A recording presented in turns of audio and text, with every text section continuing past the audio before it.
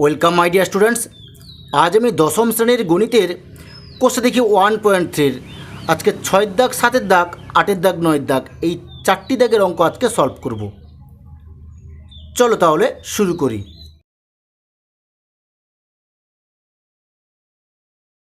কোর্সে দেখি 1.3 6 দেখিয়েছে দুই অঙ্কের একটি সংখ্যার দশকের ঘরের অঙ্ক এককের ঘরের অঙ্ক অপেক্ষা 3 কম। সংখ্যাটি থেকে উহার অঙ্ক দুটির গুণফল বিয়োগ করলে বিয়োগফল 15 হয়। সংখ্যাটির এককের ঘরের অঙ্ক হিসাব করে লিখি। দেখো এখানে কি বলেছে আমি একটু বুঝে নিই। এখানে কি বলা আছে দুই অঙ্কের একটি সংখ্যা, এককের অঙ্ক আর দশকের অঙ্ক। এখানে বলা আছে কি দশকের ঘরের অঙ্কটি এককের ঘরের অঙ্ক অপেক্ষা 3 কম। তাহলে এককের ঘরে কত আছে আমাদের জানা নেই, তাহলে আমি ধরে নিচ্ছি এককের ঘরে আমাদের এক্স আছে। তাহলে দশকের ঘরে তাহলে কী হবে, এক্স মাইনাস 3 হবে। তাহলে এখানে বলা আছে কি যে এককের ঘরের অঙ্ক অপেক্ষা দশকের ঘরের অঙ্কটি 3 কম। তাহলে এককের ঘরে এক্স ছিল, তাহলে এক্স বিযুক্ত 3 হচ্ছে কি দশকের ঘরের অঙ্ক। এবার বলা আছে যে সংখ্যাটি থেকে উহার অঙ্ক দুটির গুণফল বিয়োগ করলে, তাহলে এই সংখ্যাটা তাহলে কত সেটা আমি আগে দেখে নিই। দেখো এটা এককের ঘরে এটা দশকের ঘরে, তাহলে সংখ্যাটি তাহলে কী হবে, সংখ্যাটি হবে 10 into x minus 3 plus x, এটা হচ্ছে সংখ্যা। এবার এখানে বলা আছে কি আমি একটু সরল করে নিচ্ছি। এখানে দেখো এটাকে সরলগুলো তাহলে কত হচ্ছে 10x মাইনাস 10 3 30 হয়ে গেল প্লাস এক্স, এটাকে সরল করে তাহলে কত হচ্ছে 10x আর এক্স তাহলে 11x হয়ে গেল মাইনাস 30। সংখ্যাটি থেকে উহার অঙ্ক দুটির গুণফল, তাহলে এটা সংখ্যা, তাহলে এর অঙ্ক দুটির গুণফল মানে এই দুটো গুণ করবো আমি।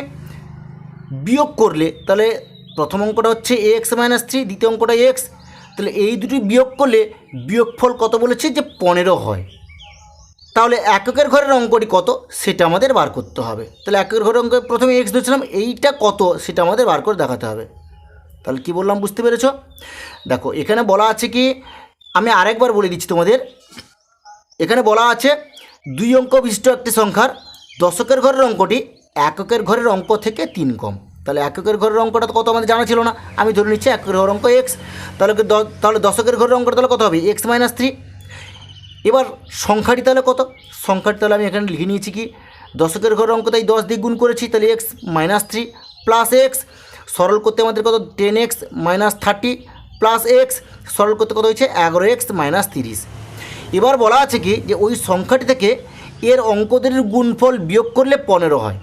দেখো এইটা সংখ্যা, এর অঙ্ক দুটি প্রথমটা হচ্ছে এক্স মাইনাস 3 আর একটা অঙ্ক হচ্ছে এক্স, তাহলে এই দুটো গুণ করলে এই গুণফলটা যদি সংখ্যাটি থেকে বিয়োগ করা হয় তাহলে 15 হবে। তাহলে এখানে আমি যদি এটাকে সরল করি এক্সের মান বেরোলে এটাই হচ্ছে উত্তর। এখানে বলা আছে এককের ঘরের অঙ্কটি কত, তাহলে এটা সরল করলে এক্সের মান বেরিয়ে পড়বে, সেটাই হচ্ছে অ্যান্সার। তাহলে তোমরা নিশ্চয়ই বুঝতে পেরেছো। তাহলে আমি অঙ্কটা করছি। দেখো আমি জাস্ট যেরকম বলেছিলাম সেরকমই অঙ্কটা করব। তাহলে কী লিখবো যে ধরি এককের ঘরের অঙ্ক সমান এক্স। এবার দশকের ঘরের অঙ্কটা তাহলে কী হবে, তাহলে কী লিখবো যে অতএব দশকের ঘরের অঙ্ক সমান তাহলে কত হবে এক্স মাইনাস 3, এক্স মাইনাস 3 আমি লিখে নিলাম।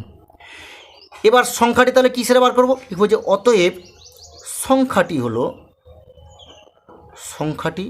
হলো তাহলে কী হবে যেহেতু দশকের ঘরের অঙ্ক এক্স মাইনাস 3, তাহলে আমি কী লিখবো 10 into x minus 3 plus x, এটাকে সরল করে নাও তাহলে কত হচ্ছে 10x মাইনাস 10 3 30 হয়ে গেল প্লাস এক্স, এটাকে সরল করলে কত হচ্ছে 10x আর এক্স তাহলে কত হচ্ছে 11x মাইনাস 30। এবার এখানে কি বলা আছে যে সংখ্যাটি থেকে ইয়ার অঙ্কদ্বয়ের গুণফল বিয়োগ করব। তাহলে আমি লিখে নেব কি যে সংখ্যাটির অঙ্কদ্বয়ের গুণফল, এটা লিখব। তাহলে কী লিখব যে অতএব সংখ্যাটির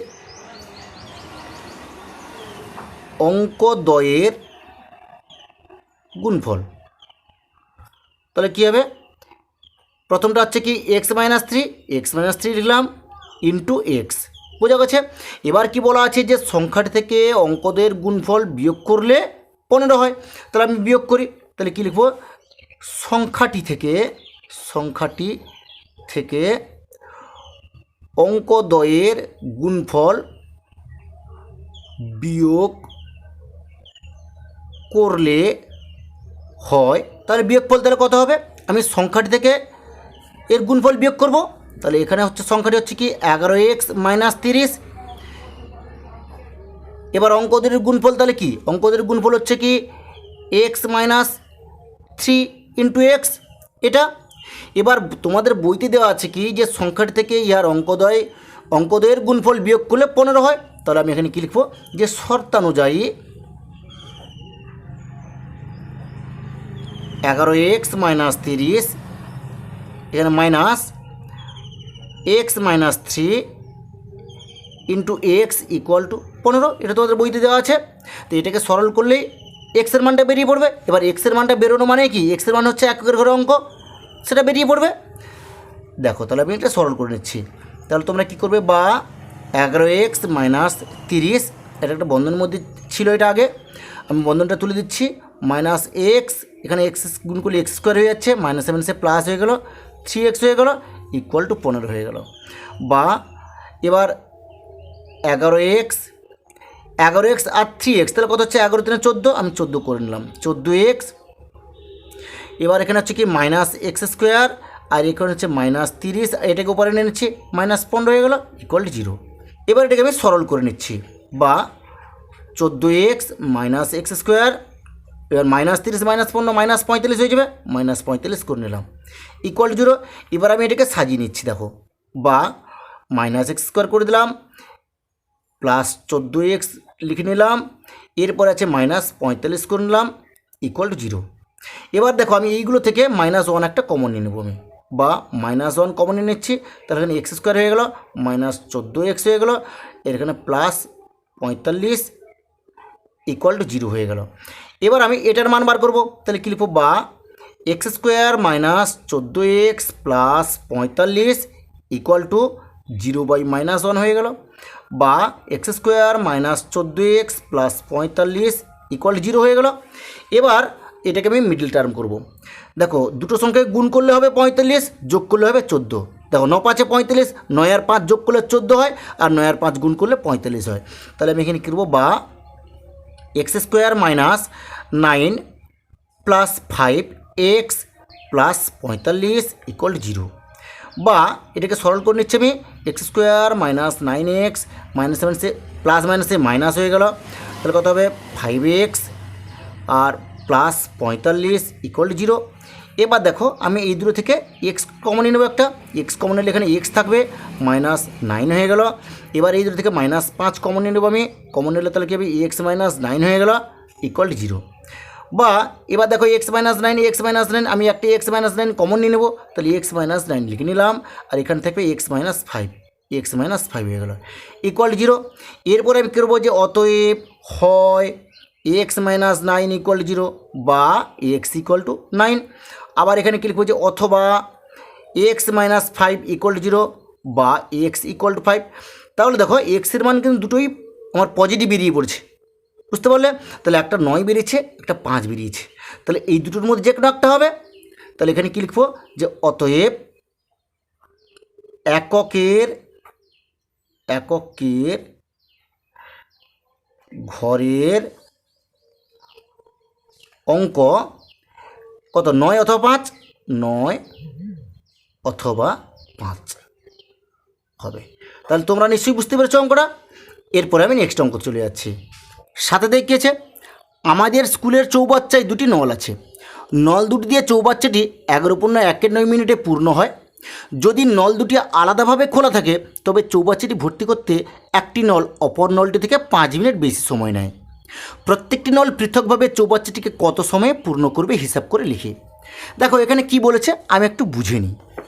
এখানে কি বলেছে দেখো, স্কুলের একটা চৌবাচ্চা আছে, ধরো এটা একটা স্কুলের চৌবাচ্চা, এখানে দুটো নল আছে, এখানে একটা নল, এরকম একটা নল আছে, আর এখানে একটা নল আছে। এটা হচ্ছে একটি নল, এটা হচ্ছে অপর নল, বোঝা গেছে? এবার কি বলা আছে যে দুটো নল একসঙ্গে খুলে রাখলে কত সময় চৌবাচ্চাটি পূর্ণ হয়, লেখা আছে 11:09 পূর্ণ হয়ে যায়, এই চৌবাচ্চাটি পূর্ণ হয়। তাহলে এটাকে যদি পূর্ণ ভেঙে নিই তাহলে কত হবে বলো দেখি, 11:99 আর 1 তাহলে 1 যোগ করলে কত হবে, তাহলে 100, তাহলে 100/9 চৌবাচ্চাটি পূর্ণ হয়ে যায়। এবার এখানে বলা আছে কি যে একটি নল যদি আলাদাভাবে খোলা থাকে, ধরো এই নলটি আলাদা করে খোলা থাকবে, আবার এই নলটি আলাদা করে খোলা থাকবে, তাহলে চৌবাচ্চাটি পূর্ণ হতে অপর নলটিতে যা সময় লাগবে একটি নলে তার থেকে 5 মিনিট বেশি সময় লাগবে। তাহলে দেখো অপর নলে কতটা সময় লাগবে আমাদের জানা নেই, তাহলে আমি ধরে নিচ্ছি অপর নলটি দিয়ে x মিনিটে, অপর নল দিয়ে তাহলে x মিনিটে চৌবাচ্চাটি পূর্ণ হবে। তাহলে একটি নল দিয়ে তাহলে 5 মিনিট বেশি সময় লাগবে বলেছে, তাহলে কত হবে, তাহলে x + 5 মিনিট লাগবে। কী বললাম বুঝতে পেরেছো? তাহলে অপর নল দিয়ে যদি আমি x মিনিটে পুরো চৌবাচ্চাটি পূর্ণ হয়ে যায়, তাহলে একটি নল দিয়ে তাহলে 5 মিনিট বেশি সময় লাগবে, তাহলে x + 5। বুঝতে পারলে? এবার দেখো তোমাদের বইতে কি বলা ছিল যে 11 * 1 = 9 মিনিটে পুরো চৌবাচ্চাটি পূর্ণ হয়ে যায় বলা ছিল। তাহলে পুরো চৌবাচ্চা সমান আমি 1 অংশ ধরে নিচ্ছি, পুরো চৌবাচ্চাটা 1 অংশ। বুঝতে পারলে কী বললাম? এবার দেখো তাহলে এই অপর নল দিয়ে 1 মিনিটে কতটা অংশ জল পূর্ণ হয়, তাহলে আমি এখানে x মিনিটে পূর্ণ হয়, তাহলে x মিনিটে পূর্ণ হয় তাহলে 1 অংশ জল, তাহলে অপর নল দিয়ে x মিনিটে পূর্ণ হয় 1 অংশ জল, তাহলে 1 মিনিটে পূর্ণ হবে 1/x অংশ। আর কত বলা আছে, এবার একটি নল দিয়ে কত বলা আছে যে x + 5 মিনিটে পূর্ণ হয়, তাহলে আমি একটি নল দিয়ে তাহলে x + 5 মিনিটে পূর্ণ হয় 1 অংশ জল, আর 1 মিনিটে পূর্ণ হবে তাহলে 1/x + 5 অংশ জল। তাহলে দেখো দুটি নল যদি একত্রে একসঙ্গে খোলা থাকে তাহলে 1 মিনিটে তাহলে কত পূর্ণ হবে, 1 মিনিটে পূর্ণ হবে, একটা প্রথমটা ছিল 1/x আর দ্বিতীয়টা হচ্ছে 1/x + 5 যোগ করে নিলাম। এবার কি বলা আছে দেখো, এবার ওই দুটি নল একসঙ্গে খোলা থাকলে তাহলে এই যে 11 * 1 = 9 মিনিট সমান কত, 100/9 মিনিট, তাহলে 100/9 মিনিটে তাহলে কতটা পূর্ণ হবে, তাহলে 1/x + 1/x + 5 ইন্টু তাহলে কত হবে 100/9, তাহলে এত মিনিটে পূর্ণ হবে পুরো চৌবাচ্চাটি। কিন্তু তোমাদের বইতে দেওয়া আছে কি দেখো, দেওয়া আছে 11 * 1 = 9 মিনিটে পুরো চৌবাচ্চাটি পূর্ণ হয়ে যায়, মানে 1 অংশ। তাহলে শর্তানুযায়ী আমরা তাহলে কী করব, যে শর্তানুযায়ী এটা যেটা বার করলাম আমি, তাহলে এখানে বলা আছে যে 100/9 মিনিটে পূর্ণ হয় তাহলে এত অংশ, তাহলে এত অংশ সমান মান তো 1। এখানে বলা আছে যে 11 * 1 = 9 মিনিট মানে 100/9, তাহলে 100/9 মিনিটে পূর্ণ হয় 1 অংশ মানে সম্পূর্ণ অংশ, 1 মানে পুরোটাই পূর্ণ হয়ে যায়। আর এখানে বার করলাম আমরা তাহলে 100/9 মিনিটে পূর্ণ হয়, তাহলে কত, তাহলে 1/x + 1/x + 5 ইন্টু কত 100/9 অংশ পূর্ণ হয়, এটা বার করেছি। তাহলে এটা মানে কি, এটা মানে তো 1 অংশ পুরোটা, তাহলে = 1 লিখে দেবো। এটাকে যদি আমি সরল করে নিই তাহলে এক্সের মানটা বেরিয়ে পড়বে। তাহলে এক্সের মান বেরোনো মানে কি, অপর নল দিয়ে কত সময় যায় বেরিয়ে পড়বে, মানে তাহলে অপর নল দিয়ে কত সময় চৌবাচ্চাটি পূর্ণ হয় সেটা বেরোবে। আর একটি নল দিয়ে এই x + 5 করে দিলে একটি নল দিয়ে কতটা অংশ মানে কত সময় পুরো চৌবাচ্চাটি পূর্ণ সেটা বেরিয়ে পড়বে। তাহলে বুঝতে পেরেছো? তাহলে দেখো আমি অঙ্কটা করছি, দেখো একবার সহজ অঙ্ক। তাহলে আমি তোমাদের যেরকম বলেছিলাম আমি সেম একই রকমভাবে অঙ্কটা করে যাব। তাহলে কী লিখবো, যে ধরি এটা কী লিখবো, তাহলে চৌবাচ্চাটির অপর নল দিয়ে পূর্ণ হয়, তাহলে কি x মিনিটে পূর্ণ হয়, তাহলে কী লিখবো, ধরি চৌবাচ্চাটি তাহলে কি x মিনিটে পূর্ণ হয় অপর নল দিয়ে। তাহলে চৌবাচ্চাটি x মিনিটে পূর্ণ হয় অপর নল দিয়ে, তাহলে অপর নল দিয়ে চৌবাচ্চাটি x মিনিটে পুরোটা পূর্ণ হয়ে যায়। আর একটি নল দিয়ে তাহলে কত হবে, x + 5 মিনিট আমি ধরেছিলাম। তাহলে এখানে কী লিখবো, যে অতএব একটি নল দিয়ে পূর্ণ হয় তাহলে কত হবে, x + 5 মিনিটে হবে। দেখো চৌবাচ্চাটি x মিনিটে পূর্ণ হয় অপর নল দিয়ে, ওই অপর নল দিয়ে এই কথাটা যদি সামনে লিখে দাও সেটা আরও ভালো হয়। তাহলে অপর নল দিয়ে চৌবাচ্চাটি x মিনিটে পূর্ণ হয়, যদি এখানে কেটে এই পার্ট সামনে লিখে দাও তাহলে ভালো হবে। তাহলে কী লিখবো, অপর নল দিয়ে, বুঝতে পারলে? তাহলে কী লিখবে, যে ধরিয়ে অপর নল দিয়ে চৌবাচ্চাটি x মিনিটে পূর্ণ হয়, আর একটি নল দিয়ে পূর্ণ হয় তাহলে কত হবে, x + 5 মিনিটে। অতএব অপর নল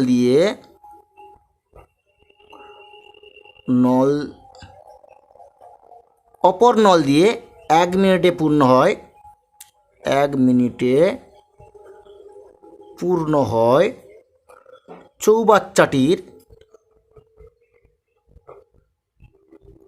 কত অংশ হবে 1/x অংশ। বুঝতে পারলে? এবার একটি নল দিয়ে কত অংশ পূর্ণ হবে সেটা বার করে নিচ্ছি। তাহলে কি বলবো, অতএব একটি নল দিয়ে পূর্ণ হয় চৌবাচ্চাটির কত হবে তাহলে 1/x+5 অংশ। এবার কি দুটো নল একসঙ্গে খুলে রাখলে 1 মিনিটে একত্রে পূর্ণ হয় সেটা বার করবো। তাহলে কি লিখবো যে অতএব দুটি নল একসঙ্গে খুলে রাখলে 1 মিনিটে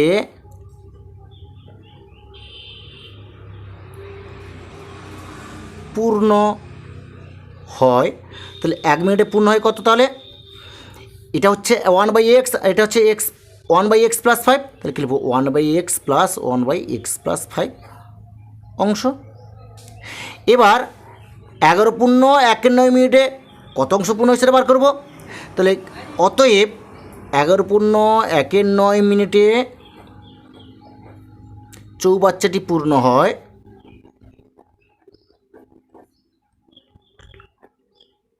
তাহলে কত হবে 1/x+1/x+5 ইন্টু তাহলে কত হবে 100/9 হবে। মানে কি ওইটাকে পূর্ণ আমি যদি ভেঙে দিই তাহলে কত হবে সমান, তাহলে 11×9 100 হবে, তাহলে 100/9 মিনিটে সেটা আমি করে দিলাম, এখানে 100/9 করে দিলাম। এবার দেখো আমি বার করলাম যে 11 পূর্ণ 1/9 মিনিটে পূর্ণ হয় এত অংশ, কিন্তু তোমাদের বইতে বলা ছিল কি যে 11 পূর্ণ 1/9 মিনিটে চৌবাচ্চাটি পুরোটাই পূর্ণ হয়ে যায়। তাহলে পুরো চৌবাচ্চা মানে 1 অংশ। তাহলে এখানে কী লিখবো যে শর্তানুযায়ী তাহলে কী হবে 1/x+1/x+5 এখানে কী লিখবো ইন্টু 100/9 ইকুয়াল টু 1। এটিকে সরল করলেই কিন্তু অঙ্কটা আমাদের হয়ে যাবে। তাহলে কী করবো দেখো, বা এটাকে আমি সরল করে নিচ্ছি। দেখো x ইন্টু x+5 এটা হচ্ছে লসাগু হয়ে গেল। এবার আমি x কেটে দিলাম, থাকলো x+5, এখানে লিখবো x+5 লিখবো প্লাস, এবার x+5 কেটে গেল, থাকলো x, এর সঙ্গে 1 গুণ করলে x হয়ে গেল ইন্টু 100/9 হয়ে গেল ইকুয়াল টু 1। বা এটাকে সরল করো তাহলে কত হচ্ছে 2x+5 হয়ে গেল, আর এটা গুণ করলে তাহলে কত হচ্ছে x² + 5x হয়ে গেল। এবার এখানে আমি 100 লিখে দিচ্ছি আর এখানে 9 লিখে দিচ্ছি ইকুয়াল টু 1। বা আমি এটাকে গুণ করে নিচ্ছি, দেখো 100 দিয়ে 200 হয়ে গেল x, আর প্লাস 105 500 হয়ে গেল, আর নিচে কত হচ্ছে 9x² + 5 9 45x ইকুয়াল টু 1। এবার আমি কোনাকুনি গুণ করব, তাহলে 1 মানে 1/1 তলায় 1 আছে, তাহলে আমি এই কোণটাকে আগে গুণ করব, বা 9x² + 45x ইকুয়াল টু, এবার এই কোণটাকে পরে গুণ করব 200x + 500 হয়ে গেল। বা এটাকে আমি সরল করে নিচ্ছি 9x² + 45x, এবার এটাকে উপরে নিয়ে নেব, তাহলে কত হবে তাহলে -200x - 500 ইকুয়াল টু 0 করে দিলাম। বা এবার দেখো এটাকে আমি সরল করে নিচ্ছি 9x² করে নিলাম। এবার 45x থেকে 200x বাদ দেবো, তাহলে কত হবে -155x হয়ে যাবে, -500 ইকুয়াল টু 0 হয়ে গেল। এবার দেখো আমি 500 সঙ্গে 9 গুণ করবো, তাহলে 9 5 45, তাহলে কত হলো 4500 হয়ে গেল। 4500 এবার কী এমন সংখ্যা আছে দুটো গুণ করলে হবে 4500, বিয়োগ করলে হবে 155। তাহলে আমি এখানে একটু সরল করে নিচ্ছি। দেখো আমি প্রথমে 3 দিয়ে দিচ্ছি, 15 3 45 হয়ে গেল, 0 0 দিয়ে দাও, আবার 3 দিয়ে দাও, 3 5 15 0 0 করে দাও। এবার 5 দিয়ে দিচ্ছি আমি, 5 1 5 0 0 করে দিলাম, আবার 5 দিয়ে দিচ্ছি, 5 2 10 0 করে দিলাম, আর আবার 5 দিয়ে দিচ্ছি, 5 4 20 হয়ে গেল, আবার 2 দিয়ে দিচ্ছি, 2 2 4 হয়ে গেল। বুঝতে পেরেছ?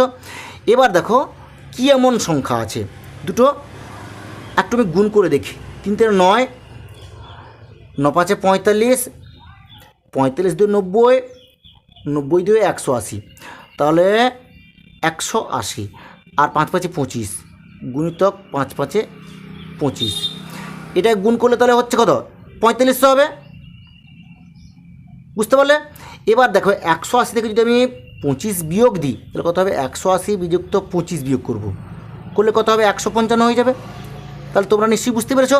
তাহলে আমি এখানে কি করব, বা 9x² মাইনাস 180 মাইনাস এখানে 25 ধরেছি, তাহলে কত হচ্ছে 25, এখানে x মাইনাস 500 ইকুয়াল 0, বা 9x² minus 180x plus 25x minus 500 equal 0, বা দেখো এই দুটো থেকে আমি 9x কমন নিয়ে নেবো। তাহলে এখানে 9x কমন নিলাম, এখানে থাকবে একটা x মাইনাস এখানে 20 থেকে গেল, আর প্লাস 25 কমন নিয়ে নেবো এখানে, তাহলে এখানে থাকবে কি x মাইনাস 20 ইকুয়াল 0, বা x মাইনাস 20 আমি একটা x মাইনাস 20 কমন নিয়ে নেবো, তাহলে x মাইনাস 20 কমন নিলাম, আর এখানে থাকবে কি তাহলে 9x প্লাস 25 ইকুয়াল 0। এবার কী লিখবো, যে অতএব হয় x মাইনাস 20 ইকুয়াল 0 বা x ইকুয়াল টু 20, এখানে লিখবো অথবা 9x প্লাস 25 ইকুয়াল 0, বা তাহলে কত হবে x ইকুয়াল টু মাইনাস 25/9 হয়ে গেল। এবার দেখো এখানে x not equal to minus 25/9 হবে, কারণ কি সময় কখনো ঋণাত্মক হয় না, যেহেতু এখানে কি বলা আছে দেখো এখানে x মিনিট মানে সময়, তাহলে সময় কখনো ঋণাত্মক হয় না। তাহলে এখানে কী লিখবো, যে অতএব x not equal to minus 25/9, এখানে কী লিখবো, কারণ সময় ঋণাত্মক হয় না। তাহলে কী হবে, তাহলে x ইকুয়াল টু তাহলে 20 হবে। তাহলে এখানে কী আছে দেখো, তাহলে অপর নল দিয়ে চৌবাচ্চাটি x মিনিটে পূর্ণ হয়, x মিনিট মানে কত 20 বেরিয়েছে। তাহলে কী লিখবো, আমি এখানে করে দিচ্ছি, কী লিখবো, যে অতএব অপর নল দিয়ে চৌবাচ্চাটি পূর্ণ হয় 20 মিনিটে। বোঝা গেছে। আর একটা কী আছে, তাহলে একটি নল দিয়ে তাহলে কত সময় লাগবে, তাহলে একটি নল দিয়ে তাহলে যাচ্ছে মানে এখানে যা বেরিয়েছে মানে এক্সের মান 20 বেরিয়েছে, 20 সঙ্গে 5 যোগ করলে বেরিয়ে পড়বে। তাহলে কী লিখবো, যে এবং একটি নল দিয়ে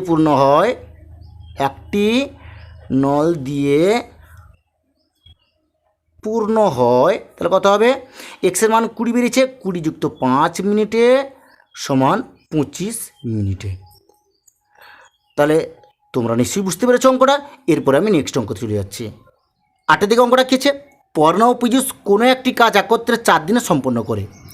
আলাদাভাবে একা কাজ করলে পর্ণার যে সময় লাগবে পীযূষের তার থেকে 6 দিন বেশি সময় লাগবে। পর্ণা একাকী কতদিনে কাজটি সম্পন্ন করতে পারবে হিসাব করে লিখি। দেখো অঙ্কটা খুবই সহজ। অঙ্কটা এখানে কি বলেছে আমি একটু বুঝে নিই। দেখো এখানে বলা আছে পর্ণা ও পীযূষ একটি কাজ 4 দিনে করতে পারে। তাহলে একটি কাজ 4 দিনে মানে কি, মানে একটা কাজ পুরো কাজটি 4 দিনে করে। তাহলে পুরো কাজ মানে আমি এখানে ধরে নিচ্ছি 1 অংশ কাজ। তাহলে পর্ণা ও পীযূষ 4 দিনে একটা পুরো কাজ করতে পারে। এখানে বলা আছে কি, যে কাজটি একা একা যদি পর্ণা ও পীযূষ করে তাহলে পর্ণার যা সময় লাগবে পীযূষের তার থেকে 6 দিন বেশি সময় লাগবে। বুঝতে পারলে কি বললাম। তাহলে পর্ণা আমি ধরে নিচ্ছি x দিনে কাজটি করে, তাহলে পীযূষ তাহলে কত করবে, তাহলে x প্লাস 6 দিনে করবে কাজটি। তাহলে কি বললাম বুঝতে পারলে। এবার দেখো তাহলে পর্ণা একদিনে কত অংশ কাজ করবে সেটা বার করে নিচ্ছি আমি। তাহলে কী লিখবো, যে পর্ণা একদিনে করে কাজটির 1/x অংশ, আর পীযূষ তাহলে একদিনে কত অংশ কাজ করবে 1/x প্লাস 6 অংশ কাজ করবে। কি বললাম বুঝতে পারলে, এত অংশ কাজ করলো। এবার পর্ণা ও পীযূষ যদি একদিনে একত্রে কাজ করে তাহলে একদিনে পর্ণা ও পীযূষ একদিনে একত্রে কাজ করলে তাহলে কত করবে, 1/x প্লাস 1/x প্লাস 6 অংশ কাজ করবে। তাহলে পর্ণা ও পীযূষ একদিনে একত্রে এত অংশ কাজ করবে। এবার 4 দিনে কত অংশ কাজ করবে তার দুজনের, তাহলে 1/x plus 1/x plus 6 into 4। কিন্তু এখানে তোমাদের বইতে বলা আছে কি পর্ণা ও পীযূষ 4 দিনে 1 অংশ কাজ করবে, মানে পুরো কাজটা করবে। তাহলে আমরা বার করলাম পর্ণা ও পীযূষ 4 দিনে 1/x plus 1/x plus 6 into 4 এই কাজটা করবে। তাহলে এটা ইকুয়াল টু 1। এটাকে সলভ করলে এক্সের মানটা বেরিয়ে পড়বে। তাহলে এক্সের মান মানে কি, প্রশ্ন চাইছে কি যে পর্ণা একাকে একদিনে কত কাজ করে। তাহলে আমি এখানে এক্স ধরেছিলাম পর্ণার জায়গায়, তাহলে এক্সের মান বেরোলেই পর্ণার একলা মানে পর্ণা একা কদিনে কাজ করে সেটা বেরিয়ে পড়বে। তাহলে তোমরা নিশ্চয়ই অঙ্কটা বুঝতে পেরেছো। আমি অঙ্কটা করছি দেখো। তাহলে তোমরা লিখবে যে ধরি পর্ণা একা একটি কাজ করে এক্স দিনে। এবার পীযূষ কাজ করে এক্স প্লাস 6 দিনে। এবার দেখো পর্ণার একদিনে কত অংশ কাজ করে বার করে নেবো। তাহলে কি লিখব, অতএব পর্ণা একদিনে করে কাজটির কত অংশ, 1/x অংশ। এটা রাফ, আমি এখানে ভিতরে চলে এলো 1/x অংশ। তাহলে এবার পীযূষ, তাহলে পীযূষ একদিনে করে কাজটির 1/x প্লাস 6 অংশ। বোঝা গেল। তাহলে এবার দেখো পর্ণা ও পীযূষ একদিনে মোট কত অংশ কাজ করবে সেটা বার করে নেবো। তাহলে কি লিখছি, অতএব পর্ণা ও পীযূষ একদিনে একত্রে মোট কাজ করে। তাহলে কত অংশ কাজ করবে, পর্ণা 1/x করছে আর পীযূষ 1/x প্লাস 6 করছে। তাহলে কি 1/x প্লাস 1/x প্লাস 6, এখানে কি লিখবো অংশ। এবার পর্ণা ও পীযূষ 4 দিনে কত অংশ কাজ করবে লিখবো। তাহলে কি লিখবো যে অতএব পর্ণা ও পীযূষ 4 দিনে মোট কাজ করে। তাহলে কত হবে, তাহলে 1/x plus 1/x plus 6 into 4। এবার দেখো এখানে তোমাদের বইতে দেওয়া আছে পর্ণা ও পীযূষ 4 দিনে 1 অংশ কাজ করে, আর আমরা বার করলাম 1/x plus 1/x plus 6 into 4। তাহলে এটা ইকুয়াল টু 1 হবে। তাহলে এখানে কী বলছে, শর্তানুযায়ী তাহলে কী হবে 1/x plus 1/x plus 6 into 4 equal to 1। বা এটাকে সলভ করে নিচ্ছি, দেখো আমি এটাকে যোগ করে নিচ্ছি, লসগু হচ্ছে এক্স ইন্টু এক্স প্লাস 6। আর এখানে তাহলে কত হবে, তাহলে লসগু এটা কেটে দিলাম, থাকলো এক্স প্লাস 6। তাহলে কি লিখব, x plus 6 plus x equal to 1, আর এখানে ইন্টু 4। বা এটাকে আমি সরল করে নিচ্ছি, দেখো এক্স আর এক্স যোগ করলে তাহলে 2x হচ্ছে, 2x সঙ্গে 4 গুণ করলে তাহলে কত হবে, তাহলে 8x হয়ে যাবে। তাহলে 2x আর 4 8x হয়ে যাচ্ছে, তাহলে 8x হয়ে গেল, প্লাস 6-এর সঙ্গে 4 গুণ করলে 24 হয়ে গেল। আর এখানে তাহলে কত হচ্ছে, এক্স স্কোয়ার প্লাস 6x হয়ে গেল ইকুয়াল টু 1। এবার আমি এটাকে কোনাকুনি গুণ করে নেবো। তাহলে একের তলে কিছু নেই মানে 1 আছে, তাহলে এই কোণটাকে আমি আগে গুণ করব। তাহলে বা এক্স স্কোয়ার প্লাস 6x, এবার এটাকে গুণ করব, তাহলে 8x প্লাস 24। বা আমি সবগুলোকে বাম দিকে নিয়ে নেব। তাহলে কি লিখব, এক্স স্কোয়ার প্লাস 6x, এটাকে নিয়ে নেব মাইনাস 8x মাইনাস 24 ইকুয়াল 0। বা এক্স স্কোয়ার, এবার দেখো প্লাস 6x মাইনাস 8x, তাহলে কি মাইনাস 2x হয়ে যাবে, 2x মাইনাস 24 ইকুয়াল 0। এবার দেখো দুটি সংখ্যা গুণ করলে হবে 24 আর বিয়োগ করলে হবে 2। সেটা কী কী সংখ্যা, 6 4 24, 6 আর 4 গুণ করলে 24 হয়ে যাচ্ছে, আর 6 থেকে 4 বাদ গেলে 2 হয়ে যাচ্ছে। তাহলে এটা আমি মিডল টার্ম করে নেবো এটাকে আমি। তাহলে কী করবো, এক্স স্কোয়ার মাইনাস 6 মাইনাস 4, তাহলে কী লিখবো, এক্স মাইনাস 24 ইকুয়াল 0। বা x square minus 6x plus 4x minus 24 equal 0। বা এবার এই দুটো থেকে আমি এক্স কমন নেব, এক্স কমন নিলে এখানে এক্স মাইনাস 6 থেকে গেল, প্লাস 4 কমন নিলাম, তাহলে কী হবে এক্স মাইনাস 6 থেকে গেল ইকুয়াল 0। বা এখানে কী হবে এক্স মাইনাস 6, এবার দেখো এখানে ইন্টু হয়ে যাবে, তাহলে এক্স মাইনাস 6 একটা কমন নিলাম আর থেকে গেল, তাহলে এখানে একটা এক্স থাকলো আর প্লাস 4 থাকলো, তাহলে এক্স প্লাস 4 ইকুয়াল 0। এরপরে কী লিখবো, এটা কিছু না কিন্তু, এরপরে কী লিখবো যে অতএব হয় এক্স মাইনাস 6 ইকুয়াল 0 বা এক্স ইকুয়াল টু 6, এখানে কী লিখবো যে অথবা এক্স প্লাস 4 ইকুয়াল 0 বা এক্স ইকুয়াল টু মাইনাস 4। দেখো সময় কখনোই ঋণাত্মক হয় না, তাহলে কী লিখবো যে অতএব x not equal to minus 4। এখানে কী লিখব যে কারণ সময় ঋণাত্মক হয় না, ঋণাত্মক হয় না, বুঝতে পারলে? তাহলে কী লিখব যে অতএব এক্স ইকুয়াল টু তাহলে 6 হবে 6। তাহলে দেখো আমি এক্সের মানটা বার করে নিলাম, 6 হয়ে গেল। এবার তাহলে পর্ণা যদি একা কাজ করে তাহলে এক্স দিনের জায়গায় 6 দিন হয়ে যাবে, তাহলে আমি তো এখানে এক্স ধরেছিলাম। তাহলে কী লিখব, অতএব পর্ণা একাকী 6 দিনে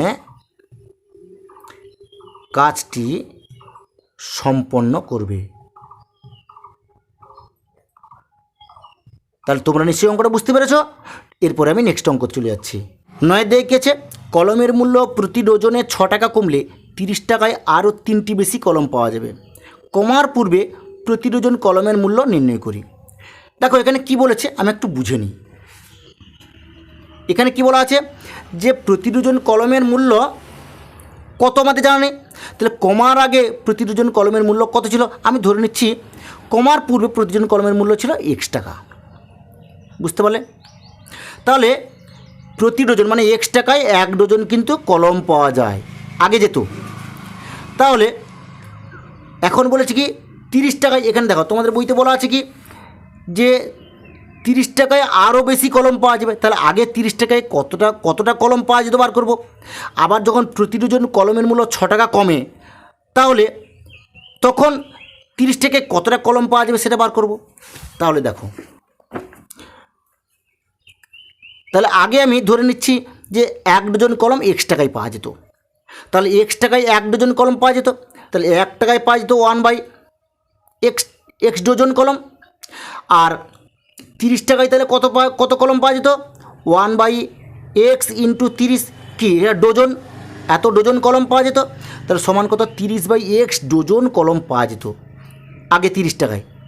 আচ্ছা এখন কি বলেছে যে কলমের মূল্য প্রতি ডজনে 6 টাকা কমে গেছে। তাহলে আগে ছিল এক্স টাকা, এখন কমেছে কত, এক্স টাকা আগে ছিল, এখন 6 টাকা কমে গেছে, বুঝতে পারলে? তাহলে এখন এক্স - 6 টাকায় 1 ডজন কলম পাওয়া যায়, 1 ডজন কিন্তু এগুলো। তাহলে 1 ডজন কলম পাওয়া যাচ্ছে এখন। আগে এক্স টাকায় 1 ডজন পাওয়া যেত, এখন যেহেতু কলমের মূল্য কমে গেছে তাই এক্স - 6 টাকায় 1 ডজন কলম পাওয়া যায়। তাহলে 1 টাকায় কত পাওয়া যাবে, 1/x - 6 ডজন কলম পাওয়া যাবে। আর 30 টাকায় এখন কত কলম পাওয়া যাবে, দেখো 1 × 30/x - 6 মানে এত ডজন কলম পাওয়া যাবে। তাহলে সরল করতে কত হচ্ছে 30/x - 6 এত ডজন কলম পাওয়া যাবে। কিন্তু তোমাদের বইতে দেওয়া আছে কি যে আগে তো কলমের মূল্য বেশি ছিল, এখন কলমের মূল্য 6 টাকা কমেছে, এখন আগের থেকে 3টি বেশি কলম পাওয়া যাচ্ছে। তোমাদের বইতে বলা আছে, দেখো বলা আছে 30 টাকা আরও 3টি বেশি কলম পাওয়া যাবে, মানে আগে যা পাওয়া যেত এখন তার থেকে আরও 3টি বেশি কলম পাওয়া যাচ্ছে। তাহলে এখন তাহলে কত বেশি কলম পাওয়া যাচ্ছে, আগে পাওয়া যেত 30/x ডজন কলম, এখন পাওয়া যাচ্ছে 30/x - 6 ডজন কলম। তাহলে এখন কত বেশি পাওয়া যাচ্ছে, তাহলে 30/x - 6 বিযুক্ত 30/x এত ডজন কলম এখন পাওয়া যাচ্ছে, মানে বিয়োগ করে যেটা বলে সেটা। কিন্তু বইতে দেওয়া আছে আরও 3টি বেশি কলম পাওয়া যাচ্ছে। তাহলে এখন বেশি পাওয়া যাচ্ছে কত, 3টি। এখানে আমি কিন্তু এতগুলো বার করলাম কিন্তু ডজনে বার করেছি, সব ডজন ডজন লিখেছি দেখো। কিন্তু এখন বলে যে 3টি বেশি, তাহলে 3টি একে যখন আমি ডজনে প্রকাশ করবো তাহলে 12 দিয়ে ভাগ করবো, তাহলে 12টে। তাহলে এটাকে যদি আমি সরল করি তাহলে আগে মানে এই যে প্রথমে 1 ডজন কলমের মূল্য মানে 1 ডজন কলম কত টাকায় পাওয়া যেত সেটা বেরিয়ে পড়বে, মানে এক্সের মানটা বার করলেই বেরিয়ে পড়বে অঙ্কটা, মানে উত্তরটা হয়ে যাবে। দেখো তাহলে যেরকম তোমাদের আমি বোঝালাম অঙ্কটা, আমি সেটা অঙ্কটা করে দিচ্ছি। তোমরা লিখবে যে ধরি প্রতি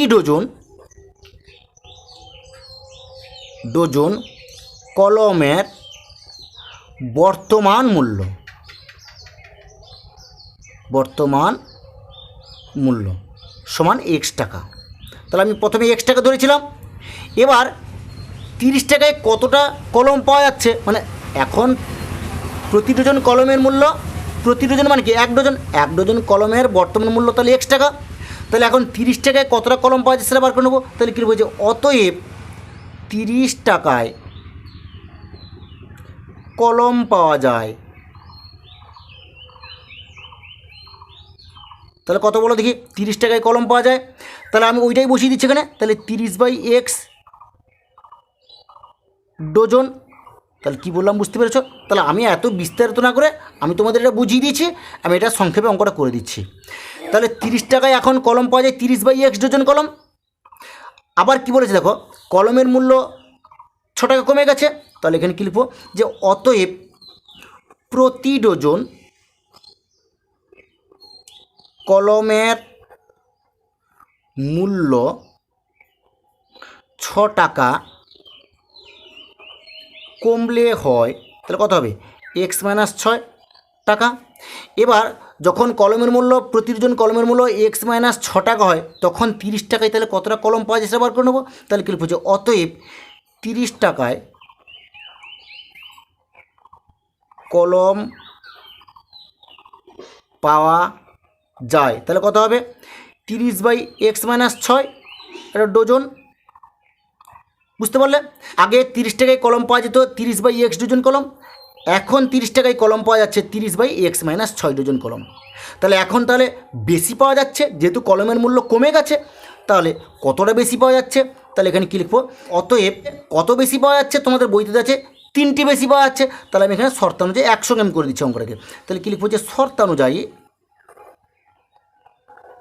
তাহলে এখন কত বেশি পাওয়া যাচ্ছে 30/x - 6 বিযুক্ত 30/x, তাহলে এখন বেশি পাওয়া যাচ্ছে, তাহলে এটা থেকে এটা বিয়োগ দিচ্ছি, তাহলে কত বেরোলো, তাহলে এটা ইকুয়াল টু তোমার বইতে দেওয়া আছে কত 3টি কলম বেশি পাওয়া যাচ্ছে, কিন্তু আমি এগুলো সব ডজনে বার করেছি, ডজন এককে।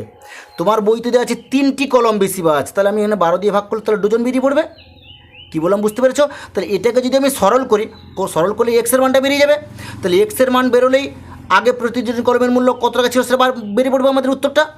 তাহলে এটা আমি সরল করে নিচ্ছি, দেখো তাহলে এটা কাট করে দাও, 3 4 12 হয়ে গেল, আর এটাকে আমি সরল করে নিচ্ছি, বা এখানে এক্স আর x - 6 লসাগু হয়ে গেল। এবার আমি দেখো এই লসাগুকে এটা দিয়ে ভাগ করবো, এটা কেটে গেল, থাকলো এক্স, এক্সের সঙ্গে 30 গুণ করবো, তাহলে কত হবে 30x হয়ে গেল মাইনাস। এবার দেখো এক্সের সঙ্গে এক্স কেটে গেল, থাকলো x - 6, তাহলে এখানে কী লিখবো, তাহলে x - 6 এর সঙ্গে 30 গুণ করবো আমি, তাহলে এখানে কী লিখবো 30 × x - 6 বোঝা গেছে, ইকুয়াল টু 1/4। এবার আমি এটাকে সরল করে নিচ্ছি, দেখো বা 30x এখানে কত হচ্ছে -30x, এখানে মাইনাস মাইনাসে প্লাস হয়ে গেল, 6 3 18 180 হয়ে গেল, আর নিচেটা গুণ করে নিচ্ছি x² - 6x ইকুয়াল টু 1/4। বা এবার আমি এটাকে সরল করে নিচ্ছি, দেখো -30x + 30x কেটে গেল, এখানে থাকলো 180/x² - 6x ইকুয়াল টু 1/4 হয়ে গেল। এবার আমি এটাকে কোণাকুণি গুণ করে নেবো, বা আমি এই কোণটাকে আই গুণ করবো, যেহেতু এখানে x² - 6x আছে, তাই আমি এই কোণটাকে আই গুণ করবো। তাহলে কী করবো, x² - 6x হয়ে গেল ইকুয়াল টু 18 4 72, 720 হয়ে গেল। এটাকে আমি ওপারে নিয়ে নেবো, তাহলে কী করবো, বা x² - 6x এটাকে ওপারে নিয়ে নিচ্ছি, তাহলে কী হবে -720 ইকুয়াল 0 হয়ে গেল। বা এবার দেখো দুটো সংখ্যাকে গুণ করলে হবে 720, আবার বিয়োগ করলে হবে 6, তাহলে কি, আমি যদি 24 × 72, তাহলে আমি যদি দেখো 30 × 24 করি, তাহলে কত হচ্ছে 720 হয়ে যাচ্ছে। আবার 30 থেকে যদি আমি 24 বিয়োগ দিই, তাহলে 6 হয়ে যাচ্ছে। বুঝতে পেরেছো? তাহলে 30 আর 24 এখানে লিখবো, তাহলে আমি এখানে লিখবো যে x² - 30 - 24x - 720 ইকুয়াল 0। বা এটাকে আমি একটু সরল করে নিচ্ছি, দেখো x² - 30x + 24x - 720 ইকুয়াল 0 হয়ে গেল। বা এই দুটো থেকে আমি x কমন নিয়ে নেবো, তাহলে এখানে একটা x থাকবে, তাহলে x - 30 হয়ে গেল। এবার এই দুটো থেকে আমি +24 কমন নিয়ে নেবো, তাহলে কী হবে x - 30 হয়ে গেল ইকুয়াল 0। বা x - 30 x - 30 এই দুটো থেকে x - 30 একটা কমন চলে আসবে, x - 30 হয়ে গেল, আর x + 24, তাহলে x + 24 হয়ে গেল ইকুয়াল 0। এখানে কী লিখবো যে অতএব হয় x - 30 ইকুয়াল 0 বা x ইকুয়াল টু 30। এখানে কী লিখছে অথবা x + 24 ইকুয়াল 0 বা x ইকুয়াল টু -24। দেখো এখানে যেহেতু কলমের মূল্যের কথা বলা আছে, তাহলে কলমের মূল্য কখনো ঋণাত্মক হয় না। তাহলে এখানে কী লিখবো যে অতএব এক্স নট ইকুয়াল টু -24। এখানে কারণটা কী লিখবো যে কারণ কলমের মূল্য, এখানে লিখবো যে কলমের মূল্য ঋণাত্মক হয় না। বোঝা গেছে? তাহলে এখানে কী হবে, তাহলে এক্সের ইকুয়াল টু, তাহলে এক্সের মান তাহলে 30 হয়ে যাবে। তাহলে কী লিখবো যে অতএব এক্স ইকুয়াল টু 30। তাহলে তোমাদের বইতে কি প্রশ্ন দেওয়া আছে? তোমাদের বইতে দেওয়া আছে যে কমার পূর্বে প্রতিটি জন কলমের মূল্য নির্ণয় করি। তাহলে কী লিখবো যে অতএব কমার পূর্বে প্রতি ডজন কলমের মূল্য ছিল 30 টাকা। তাহলে এক্সের মান 30 বেরিয়ে পড়ছে, তাহলে কী 30 টাকা। তাহলে তোমরা নিশ্চয়ই অঙ্কটা বুঝতে পেরেছো। ঠিক আছে, আজ এই পর্যন্ত। নেক্সট ভিডিওতে আমি পরবর্তী অঙ্কগুলি সলভ করব।